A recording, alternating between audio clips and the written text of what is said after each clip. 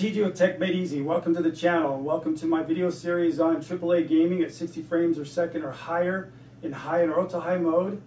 And also to esports games 100 to over 200 frames per second. My channel is based upon making things easy, affordable, and practical.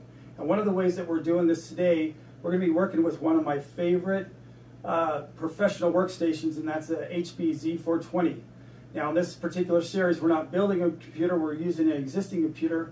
The reason why we're using this one is this is HP's professional grade workstation. A little different for them. They're consumer grade. Their consumer grades are a little bit limited by power supply and CPUs that you can put in them.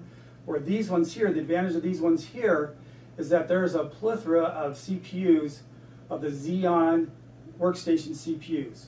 This one happens to take the Xeon's E5-1620 version 1, version 2, and the E5-2600 version 1, version 2. In this particular system, to keep the price point down to that $300, $350 mark, we're going to be looking for an a used HP system with an E5-1620 in it, with 16 gigs of RAM, for right around $150, and that'll include shipping and handling. Now these systems will come. A lot of times they'll come with a hard drive already, but they may not come with an SSD, or if they come with an SSD, it's going to be maybe 120 gig. And in today's world, you really need a minimum of 500 gigs for gaming. So that price includes getting a 500 gig SSD drive, along with a video card. The video cards we're getting used to keep the price point down as well. And there's two video cards I'm going to be talking about. One is the GTX 1650 Super, and the other one is the RX 580. Both of those cards you can get for around $130 used, and so this keeps our price down. And I'll be showing the benches on both of those. I do favor, though, the GTX 1650. It's just a smoother gaming experience in AAA gaming, but both options are available.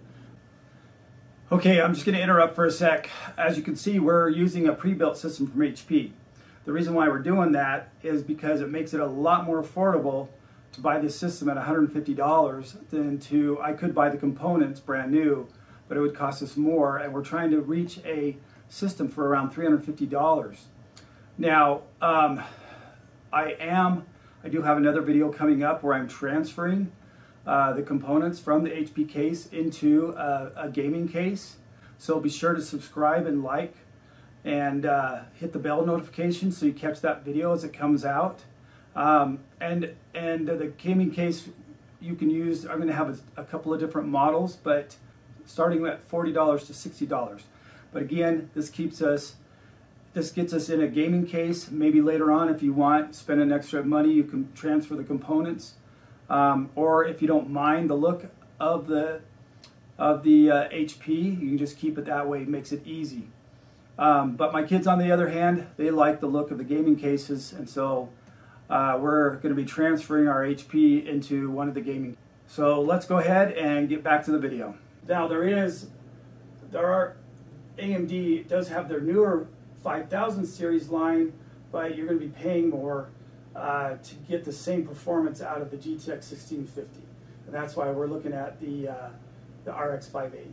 So, and in my video 2 series, I'm going to be going over the other CPUs that you can put in, that you can upgrade. This is the reason why I like this system, is because you can upgrade the CPU later on, you can upgrade the card later on, and I'll be going over. Basically, this system will take any NVIDIA card from the GTX 2070 on down to their lower end cards. And if you're looking at the AMD side, you're looking at anything from the RX 5700 and lower. Now, you could also possibly run the RX 6800, not the XT, but the 6800 in here, and the RTX 3060 in here. But those, I'll be going over those cards a little bit, and definitely in my video 2 series, don't miss out on that, because I will be benching different CPUs and different cards. But in this series, you can upgrade to what's comparable on the Xeon side to the Intel side is an i7 8700K. And if you're not familiar with Xeons, they're just Intel's professional workstation servers CPUs. And they're still great for gaming today, but you have to know which Xeons to get. And this particular video series is more like a DIY series. I'm going to be showing from beginning to end how to get these from eBay, how to install the video card, how to install the SSD drive.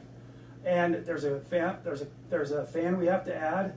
So I'm going to be showing all that. If you want a shorter version of this video, click on the link below.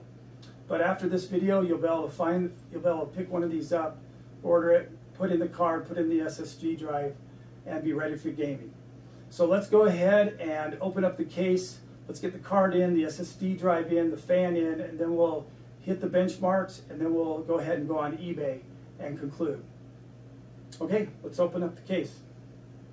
So basically we have two cards here. I mentioned the RX 580, but the other card that we're going to be using, and the one that I actually prefer in this build, although I focus on installing this one, but this one is installed the same way, is you've got the RX 580 right here, and even though this is a lot smaller, it's a newer card. It's the GTX 1050 Super. This has kind of become my favorite budget gaming card, just because it does so well in esports games, and then it does fairly well with AAA gaming. And you'll see when we get to the benchmarks how these cards perform against each other. But both these cards you can get for around $130. This card here is a little bit harder to get. Oop. A little bit harder to get for $130 because it's newer. There's not as many used ones on the market. But we'll go on eBay and talk about that. But this particular one, as we get into the system, on the HPs, when you buy an HP with that take version 1 and version 2 of the Xeons that we'll be covering, the 2600 and the 1600, in the version 1 case, for some reason the power supply provided you with 2 6-pins. In the version 2, they only provide 1 6-pin. So what we have to do here is we have to use a 6-pin to 8-pin to plug this in, because this takes an 8-pin, but this one here takes a 6-pin. And so I'll show you what you need to do for this here. And so let's go ahead and get in and install the card. Up the case real quick here. I want to talk about the front real quick for a minute. So on this front, a lot of them come with this handle here. You can take this handle out if you want to, but I'll show you what you can do here. Most of them will come with a DVD player as well. But let's go and open up the case, and I'll show you a little bit with that handle. Well, let's first we'll open up the case first. So you just got this handle here. You just lift it, pulls right off. Okay, so when we open up the case here, more than likely there's going to be a hard drive in here. It could be a terabyte or 2 terabytes. So if you wanted to use it for extra storage, you could. Sometimes they'll come with an SSD card. But normally when they do, it's 120 gigs. Sometimes you'll get lucky and get a 250 gig. But in this particular case, we're going to go ahead and remove the hard drive. And in order, if you haven't done that before, this is what feeds the motherboard. The data from the hard drive. This is the power to the hard drive. We're just going to unplug those. The HP has these right here, and you just plop these out like that, and it takes the hard drive comes out. Now, there's a couple of ways to do the hard drives in these. If you want, you can get one of these adapters right here, and this one was made so you can put an SSD on each side, And then you can just fit this right into the adapter that came out of here, the hard drive adapter. And I'll have a link where you can get these. I'm not going to use this particular one, but then this just slides. If I can get it in the right spot, there we go. Oh, come on. Sorry, it's upside down. So then these just slide. This just slides in there like that. This particular case, I'm not going to use this though. One thing I am going to show you, I mentioned it does have a handle here in the front. This handle right here. If you take this, let me just turn this way. So if you, these 3 tabs right here, just undo them. So all you have to do is just pull this tab and this comes out, but this actually holds SSDs in here as well. So if you wanted to, you could put your SSD in here. And it just goes just like that adapter there. They go right here, and then you just plop this back in. For this demo purpose, I'm not going to do that with this. Sometimes they don't come with the handle, but most of the time, from what I've seen, they come with the handle. That's all you have to do to plop that out. And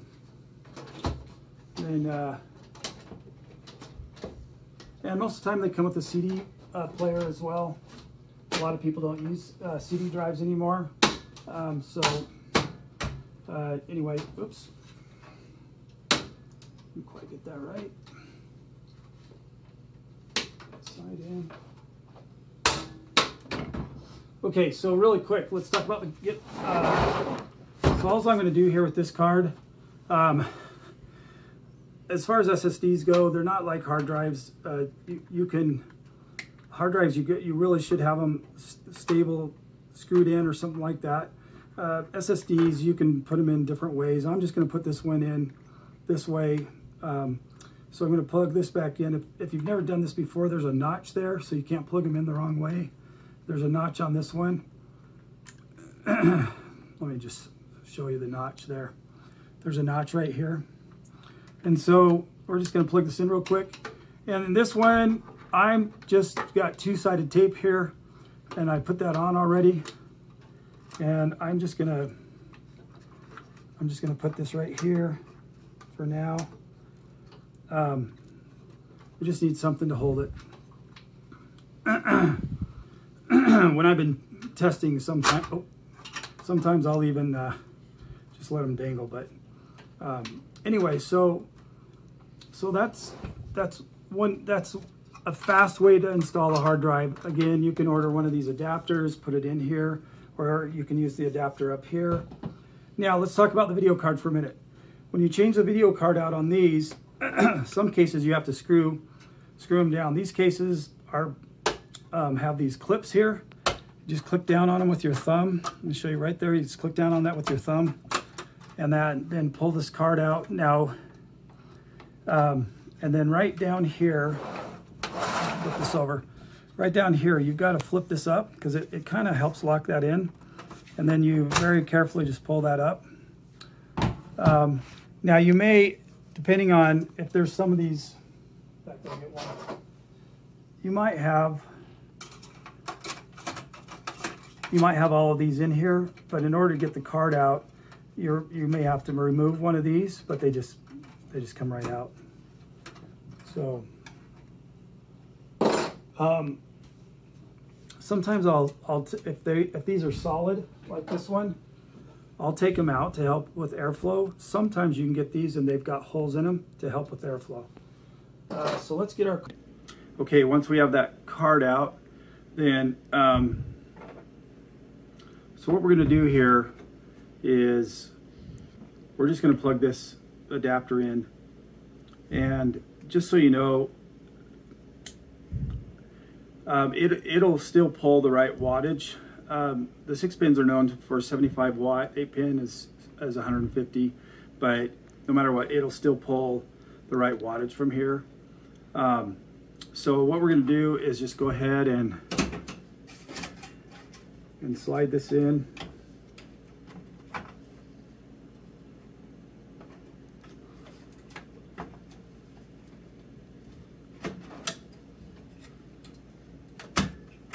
And we just shut these, lock those two down. And we've got, and we'll just go ahead and plug that in. And we're done. Now, obviously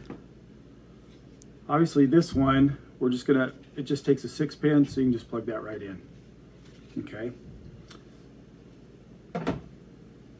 Okay, before we go into the case, or before we put the lid on, so what a lot of people will do, or in some cases, or a lot of power supplies will have two of these, 2 6-pins, and so they'll plug the 2 6-pins into this, and then plug the 8-pin into here.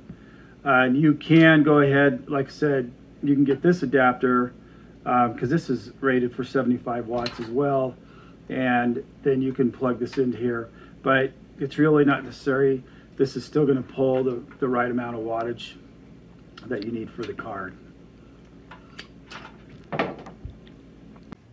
Okay, so the next thing we have to do is we've got to put a fan in here. One thing about these cases, when they were made, they took cards like this. Again, they were video editing with these. They didn't generate as much heat as the cards today, and they kind of blew the air out this way. Or they put a card like this in here. They didn't have these kind of cards, but where these are called blower cards, and they blow the air out of the case instead of into the case. All the cards that we're using today, we're using cards that are basically going to blow the air up, and it doesn't matter whether it's the Radeon, the GTX 1080, 1070, 1660, the RX 5600, 5500, 5700. When they have the fans on this exposed on the side like this, they blow air up into the case. So we've got to get the air out of the case. And believe it or not, even though these cases are small and narrow, all we need is one fan in the front here. And then what I do is I just turn the fan speed up inside the case, and it keeps the CPU and the case nice and cool for gaming. So let's go ahead. So what we're going to do is we're just going to put this fan in. Now, there's no good way to get around these cables here. If you start moving around, they start pulling out over here. I've seen these cases with fans attached here. I don't know how they ran the cables for it. They must have run them maybe underneath all this stuff and around. But all you really need is, I believe this is a 92 millimeter fan. We just need to put this fan right here, and it doesn't even matter that it's right up against the case here. We just need to put this fan here and get the air blowing out this way. And so what I usually will do with these cases, I'm not worried about putting these back in because we need the air.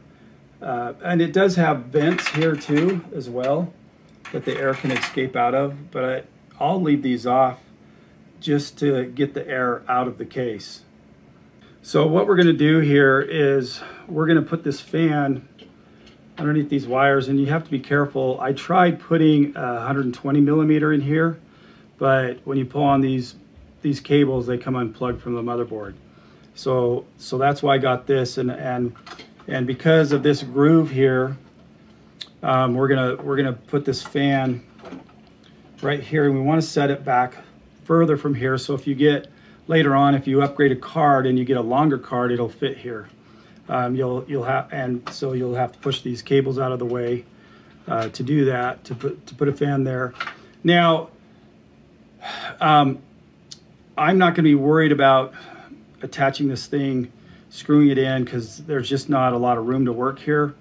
But you can do it either way that you want. You can either use double-sided tape or you can use super glue. I wouldn't use a lot of super glue, just so it makes it easy for you if you need to replace the fan or you want to put in a different fan. So I've just put some double-sided tape on the bottom of this, and I'm just gonna put this in here.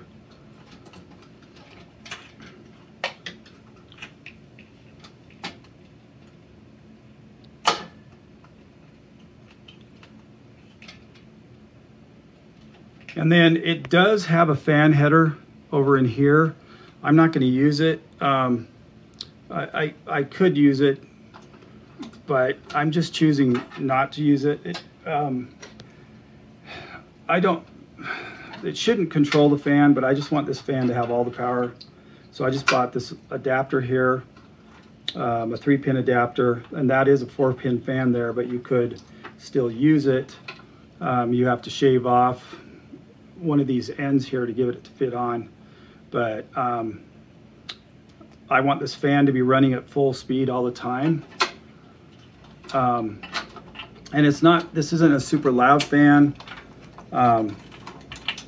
but you have to have this fan. If you do not have this fan here, then the card will get hot, because these fans can't keep up with the air that's generated here.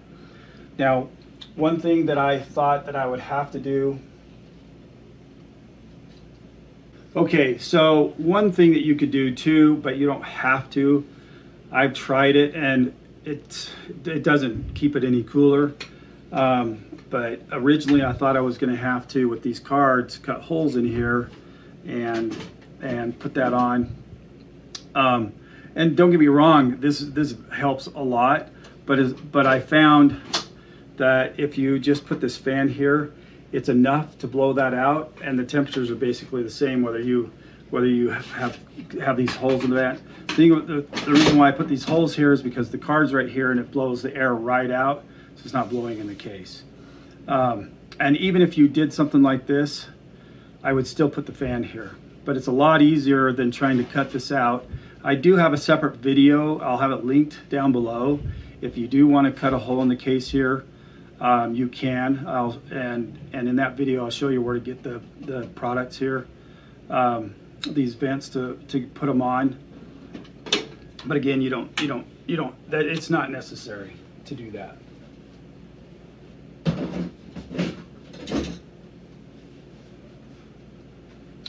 So now we're set to go, and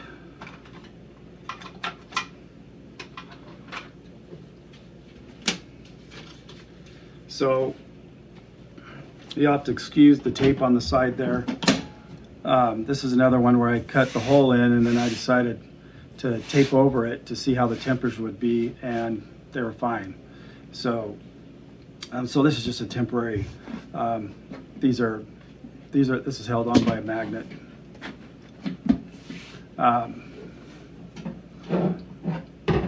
All right, so let's go ahead and look at the benches on this. Before we go to the benches, one thing that we do need to do, since we're going to be gaming with this system, is we're going to turn up the internal fans. We're not going to turn them up real high, so you're not going to hear them.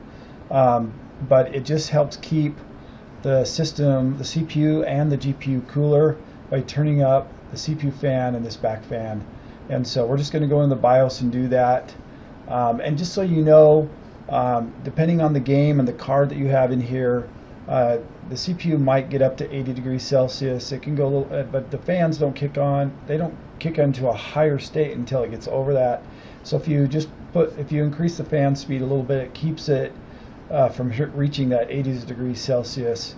So I just like to run the fans a little faster than the default setting in the BIOS. So we're going to go in the BIOS. You just hit escape to do that and hit F10, and I'll show you that here right now. When your computer reboots, just hit the escape key or F10 and that'll take you into the BIOS.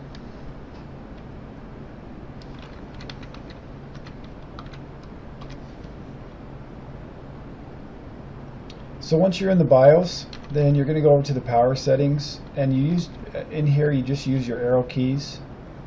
And so we're just going to arrow over to power, go to thermal. Now mine's already set, but with your arrow key you can move this fan speed over. The default will be right here, and you're just going to move it over 2 spaces. That the fan is still very quiet right there, and it does a perfect job on keeping the CPU and the GPU cool. So just hit F10 to accept that, go back out here, and you're going to hit save and change and exit, and that will reset your fan speed.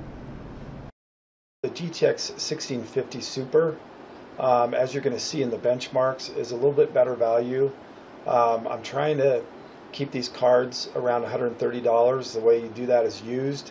The RX 580 has been around for a lot longer. There's a lot more used ones out there. There's not as many of these 1650 Supers, but I'll go into that a little bit when we get into eBay. But I really like this card. I mean, this card here for an entry-level system is awesome because it performs great in esports games, and it performs really nicely in AAA games. The next one, like I said, is the RX 580. If you're an AMD fan, then you might want to go this route. Now, there is another AMD card that I haven't mentioned that actually the 1650, when you see the benches, it's going to outperform this card. But AMD does have a card that goes head to head with that GTX 1650, and it's the RX 5600 XT. The problem is you're going to pay over $200 for that card. Anywhere from $225 to $275. Even used, there's not very many of them. That's why I'm not including this in this as an option, but it is an option if you want to spend the extra money. Me personally, I'd probably go with another card if I've got to spend that much money. But again, the RX 580 you can get for around $130. Another option, which I wouldn't recommend this one, but they're really popular still. You'll pay more than $130. Really, the GTX 1650 replaced this card, but this is still a popular card, and so it is an option. But I would recommend the GTX 1650 over this one. So let's just go ahead and go into the benches, and then I want to talk about some options as well. I want to talk about the games that I tested. I tested CSGO. I wanted to test some esports games and some AAA games, so that's why I did CSGO, Fortnite, and then getting into the AAA games, World of Tanks, GTA 5, Far Cry 5, and Tomb Raider, and Assassin's Creed Origins. So let's just go ahead and look at the benches here. So the first set here, this is going to be the GTX 1650 Super, and very nicely in CSGO. Pro setting, you're over 200. The high, 108. Epic mode, 75. World of Tanks, I only test in Ultra mode. You get really high scores, and it's not that hard of a game to run in 1080p high.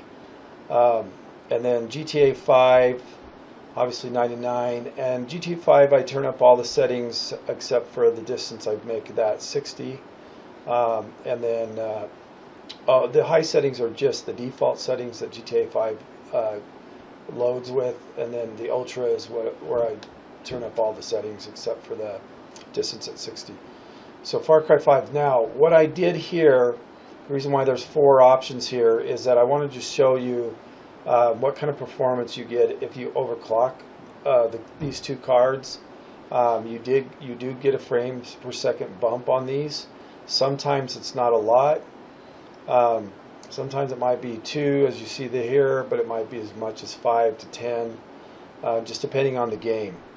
So Far Cry 5 hot in high mode, 72, 74 overclocked, 69 ultra, 71 overclocked.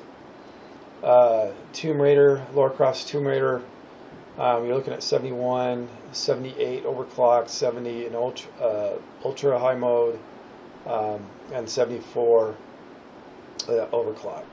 And if you haven't overclocked a card before, I do have a separate video on how to overclock this card.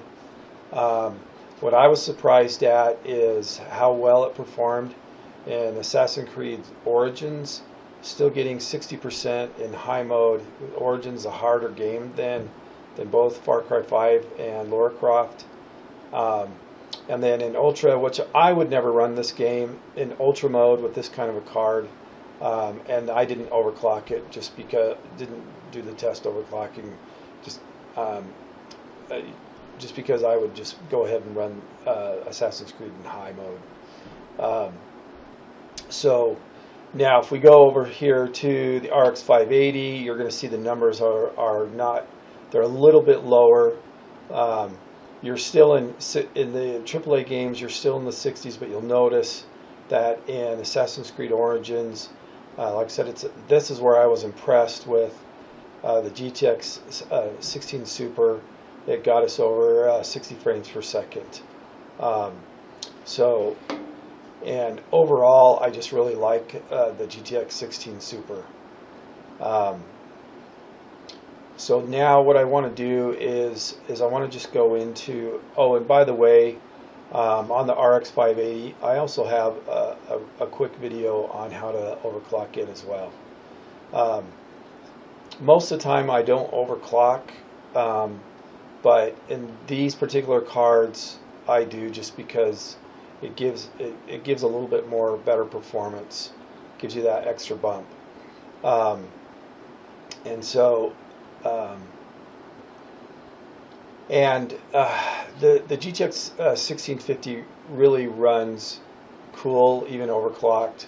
You get a little bit higher temperature with the RX 580, but that's just what happens when you overclock. So I just want to review the HP Z420 here in a minute, but before I do that, I just want to talk about Dell and Lenovo. These are the systems that competed with them. You'll get the same performance. They take the same chips, version 1 and version 2. So I'm just going to mention them just in case. When you go on eBay, you can search on these, and if you don't care which one you get, you just want the lowest price possible. With Dell, and the reason why I choose to get version 2 is just it's more flexible. It allows me to get more chips. The version 2 chips are a little faster, perform a little bit better than version 1, but you can still run all kinds of cards with version 1. So if you don't care, and then again in my video 2 series, I'm going to show the different versions and cards that go along with them and the performances of those CPUs and cards. So, but on the Dell, the T3600 was version 1, T3610 was version 1 and version 2. So if you just go into eBay and type T3610, then you know you're getting one that's going to take both. On the Lenovo side, there's no model number to distinguish them. The only difference is that the USB on the front here is USB-C or USB 3.0, and they're blue. So that is the only way. So you know if you see one of these fronts and it's got blue on it, that's a version 2. And if the fronts are USB 2s, then that's version 1 only. So the HP has no way of telling.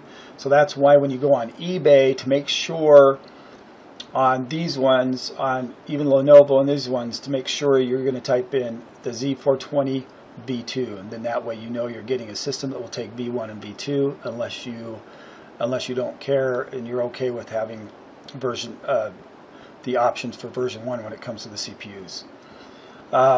But again, the reason why I like going this route is you just throw in a card, throw in your SSD if you need one, and you're up in gaming. And it's pretty flexible on the cards that it takes. So when you go onto eBay, this is what you're going to find. These came with the E5 1620 version 1, version 2, but they also came. The other ones that were popular were the 16 any of them in the 1600 series, like 1603, 1607s. But though anything below a 1620 you don't want to game with. The reason why I start with the 1620, it goes very well with the RX 580, the RX 5600, and the GTX 1060 Super.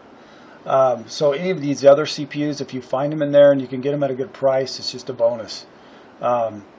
And also too, these other CPUs, you can use other cards with them. The 1620, if you're going to go above, if you're interested in a card above the 1650 Super, then you're going to want another CPU, and that's why I have my second video series. So as far as the cards go, though, with the different CPUs that you can buy with this system used, and again, the CPU prices vary from $20 all the way up to $150, depending on which CPU you buy. And again, I'll go over those in my video 2 series. But any of these cards, you'll be able to run in the system and not have too much bottlenecking. Now, I mentioned at the beginning of this, the RTX 3080. You're not going to want to run an RTX 3080 on this platform. It will bottleneck too much. I do have a RTX 2080, and it bottlenecks. So, anyway, these are, and again, you can run any of these cards, or any of the ones that are less than this. But I didn't put the other cards that were less money than these ones here, just because I'm trying to get AAA gaming at 60 frames or higher.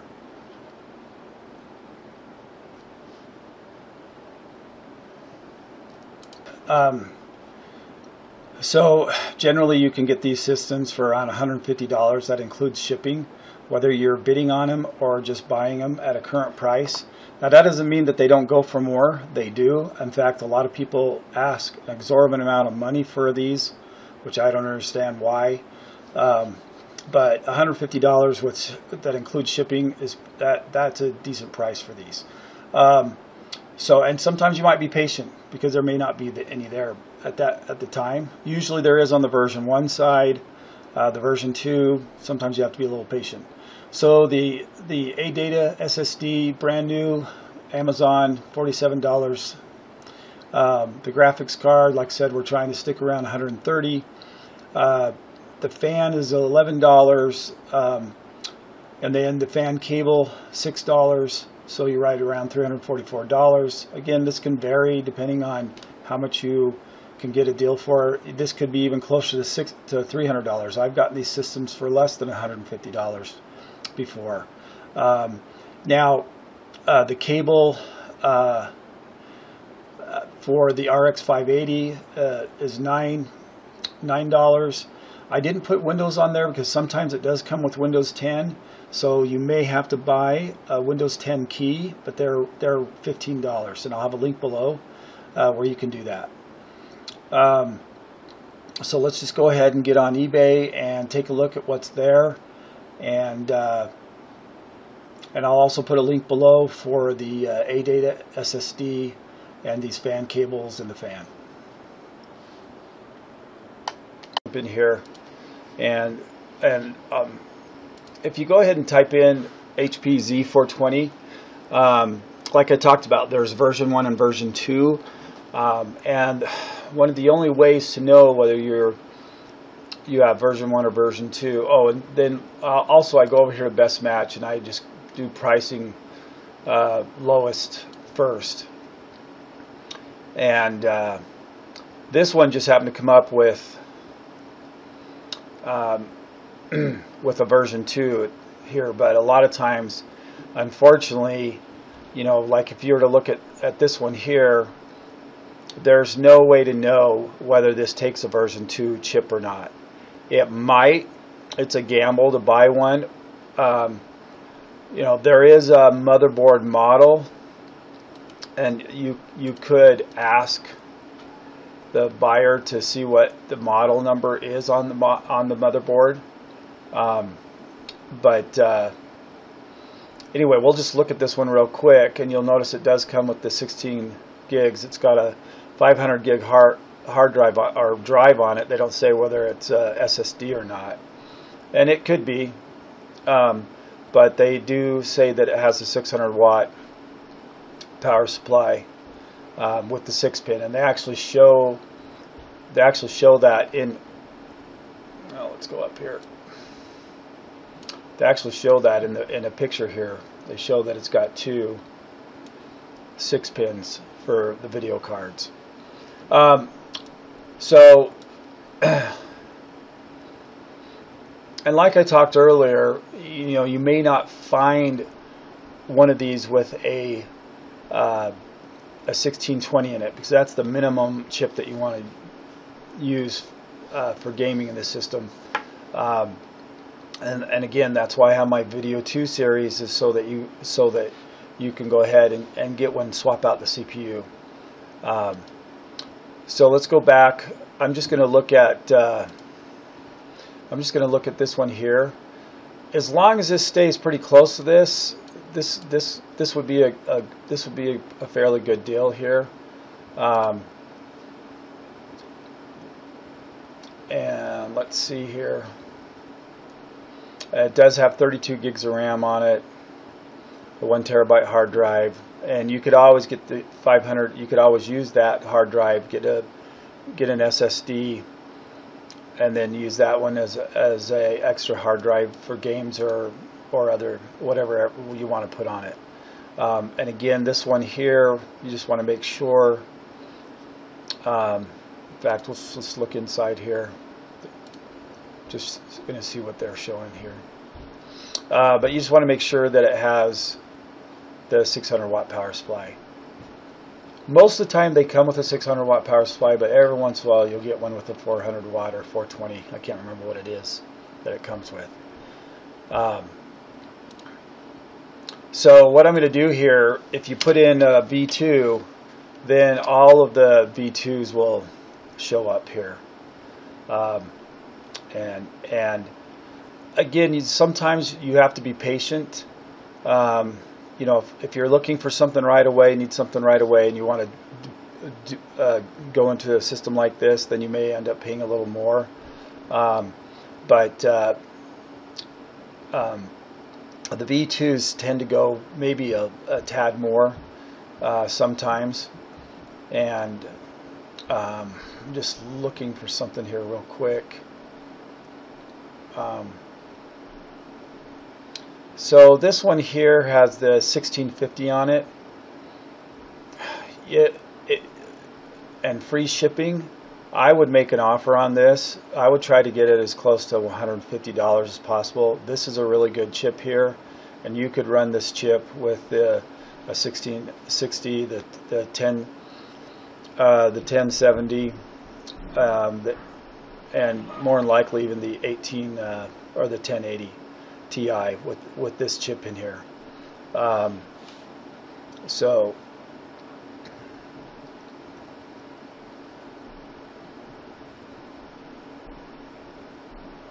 again, I'm just gonna click. Now this one here, you'll notice it only has 8 gigs of RAM on it. And again, that's another reason why I have my Video 2 series, is just to show you what RAM to buy, how to install it. And some people know how to do that, some people don't. Anyway, so that's so let's go ahead and take a look at the graphics cards. Now, the RX 580, you want to look for the 8 gig. And again, I would recommend I would recommend the 1650, but if you want to go with the RX 580, sometimes you can get a tad less expensive, not by much though. I'm just gonna I've actually have bought a lot of things on auctions and gotten them cheaper than buy now or making an offer, but I've also got things cheaper by buying now or making an offer than bidding on them. So I'm just going to go up here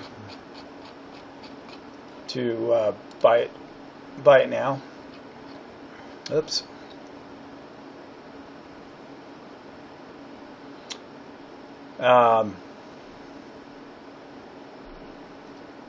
And I always like to look at the ones where they say best offer. I will usually always go to those ones first and see if I can get it that way. But there's a lot of these always on auction, and so the chances of you maybe getting one cheaper by an auction might be greater, especially if there's a lot. And remember to get the 8 gig. Let's go ahead and look at the GTX 1060 or 1650, and make sure again that it's the Super. Now, one thing I found out about these cards, I got both the RX 580 and, like I talked about before, you can get this card here brand new for $160. So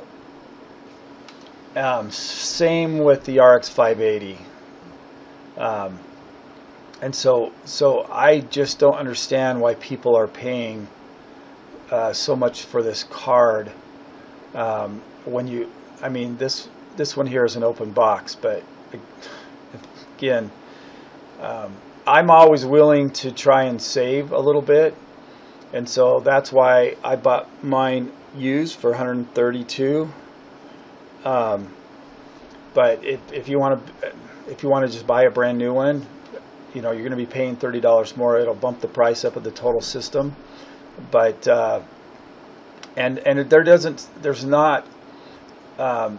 these cards haven't been out as long, and there's not as many like on auction, and so it seems like this card tends to go for more. Again, why people are paying these prices, and this is Newegg, so this is a new one. But like I said, I've seen them on Amazon for $160. So that's kind of a rundown of eBay with those. So too, what happens is if you're watching an item, sometimes the seller will send you an offer. So this is a case right here. Now again, this doesn't indicate that there's a version. This is the version 2 series, but I did put that I was watching this system.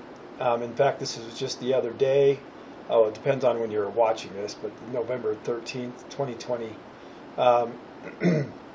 They sent me an offer of $135 with 23 shipping, or 136, 24 shipping, so that would give me roughly around $150. And again, you'll see that this one's coming with 12 gigs of RAM.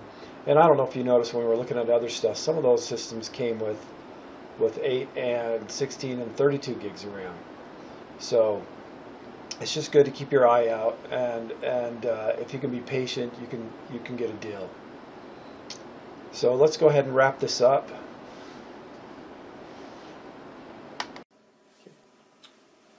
Okay, so I know this video went a little long. I had it in mind for the novice user that maybe has never installed a graphics card before, installed a hard drive, and so it kind of went a little longer. I knew it would be a long video, but anyway, I just wanted to introduce I just wanted to introduce these workstations. Like I said, I like these workstations because there is scalability to them. Now, scalability only to a certain point, but it's a pretty wide scalability. And again, I would recommend watching my part 2 of this video, 1440p, 60 frames per second or higher, and it will go over all the different cards. Like I said earlier, 3 or 4 different cards, 5 different CPUs. That may even change. There may be more than that, but for right now, that's where I'm at. And just so you know, when we were on eBay, I kept on talking about getting a 600-watt power supply so that you had 2 6-pins. So sometimes you get the version 1s had, the power supplies had 2 6-pins in them. For some reason, HP decided when they made the version 2 systems, they still have 600-watt power supplies, but they just provided 1 6-pin. I don't know why they did that, unless it was something that really saved money. But you still, the power supply is still the same. So, and then also too, in this particular system, I would recommend, like I said, the 1650 Super. I just really like that card for a budget card to get into AAA gaming, and then of course esports gaming. It's a great card. So thanks for watching. Oh, before I go, there is a link down below, and it's my tools link. And anybody that's games, they should really have these tools. One is MSI, and I'm not going to go over MSI Afterburner in depth, but you really need MSI because you need to see what your computer is doing as far as heat goes, at minimum that. So, and maybe and then it's interesting to see how much of your CPU is being used, your GPU. But the reason why I say it is that you really want to see what your heat is during gameplay. So HW monitor is another one. That one will also show you temperatures, voltage, other aspects of your PC, but that one doesn't run at the same time as your games do. And so, or you can't display it at the same time that you're playing your games. The other one is DDU. It's a driver display utility, or undelete, that clears out your old drivers so that your new install is clean. And then the other one is Snappy Driver. Snappy Driver goes in and finds drivers that maybe you're missing, and these are all free utilities, and they're very helpful tools to have when you get a used PC like this, or you're swapping out cards and you want to see temperatures or just stats on your gaming. So thanks for. Oh, and the other thing is too, I keep on getting ahead of myself. There's 2 more links down there. One is how to overclock the GTX 1650 Super, and make sure when you go look, I've already emphasized this, get the Super, and how to overclock the RX 580. I hope this was helpful. Catch my next video. I will be having other videos on the version 3s, which I'll be using the HP Z44 440 for that. But anyway, thanks for coming to the channel. I would hope that you would hit a like or subscribe button there, so you can and the bell notification, so you can get more of my videos. Thanks. Now that was easy peasy.